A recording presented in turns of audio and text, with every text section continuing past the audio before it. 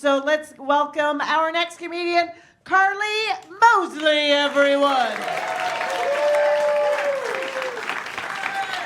Thank you so much. My name is Carley Moseley, and I am a proud member of Team Dining Out.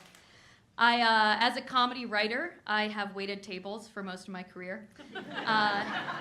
Fans of The Late Show know that in June I will probably wait tables again. It's okay, we can laugh, it's okay. We quite literally have to laugh. And waiting tables is one of the reasons that I love dining out. Do you know if you are a patron, they let you sit? Time to lean, time to sit, my guy. It rocks. Also, do you know you can tip your servers? This is true. You can change someone's life just by leaving a remotely nice tip. Dine out, change a life, be the Oprah you wish to see in the world, people. Years ago, when I was waiting tables, I waited on Maggie Gyllenhaal.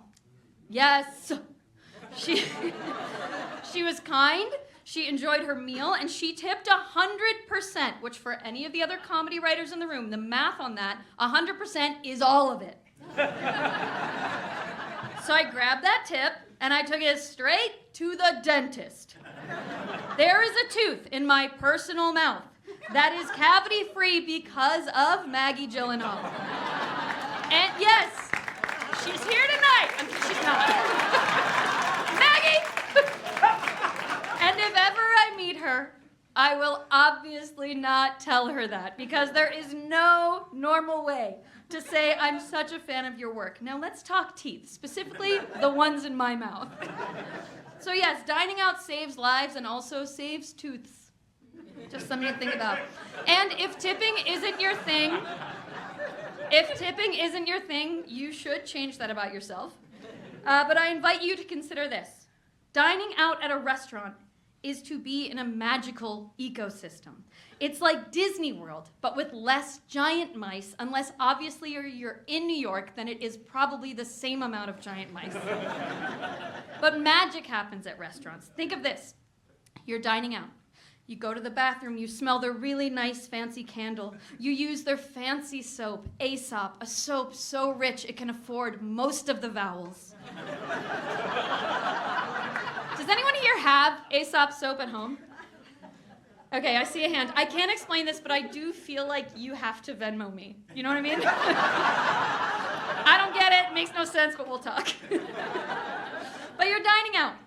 You leave the bathroom, your hands smell like vetiver and gravel or whatever. And who is that you see? It's Bradley Cooper, okay? You're out in New York, this could only happen at a restaurant. You see Bradley Cooper, amazing. A fun anecdote, a lovely story. You go back to the table, you text your gal pals, you try to sneak a little pic. It's a sweet night.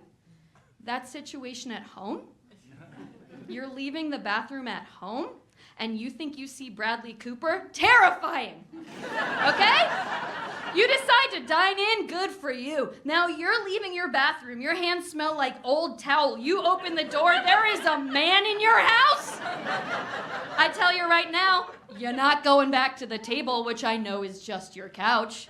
You are slamming the bathroom door shut, locking it tight, forget texting your gals, you are calling the police. And yeah, you feel weird about the police, but look, Bradley Cooper is in your apartment. So you're there, you're waiting, your heart is racing, or maybe that's just the sound of Bradley Cooper pawing through your stuff. You don't know. You're in your bathroom and there is no fancy candle, and yeah, you have the $4 tomato candle from Trader Joe's. It's obviously a good dupe, but I need everyone to focus up. The cops are here, thank God. You open the door. It is a cop who is a woman, also known as just a cop. But in your head,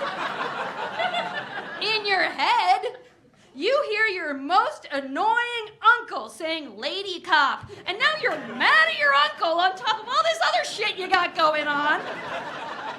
You push that aside because Bradley Cooper is maybe breaking into your house.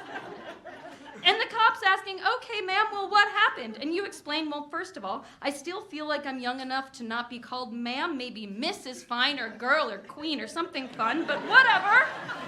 I was coming out of the bathroom and I thought I saw Bradley Cooper, and now I'm terrified and I'm starving. Because obviously, I am still waiting for the pesto pasta that I ordered from Grubhub to be delivered. But I know my downstairs neighbor Gary is gonna steal it from the lobby. And yeah, I could have made my own pesto pasta, but I can't afford pine nuts. Who am I, Aesop soap? Plus, you're still a little pissed at your uncle. Bradley Cooper is maybe in your apartment. You've got a toothache, and Maggie Gyllenhaal is nowhere in sight. And this all could have been avoided if you just made the good choice, the brave choice, the right choice to dine out. Thank you, and please tip your servers.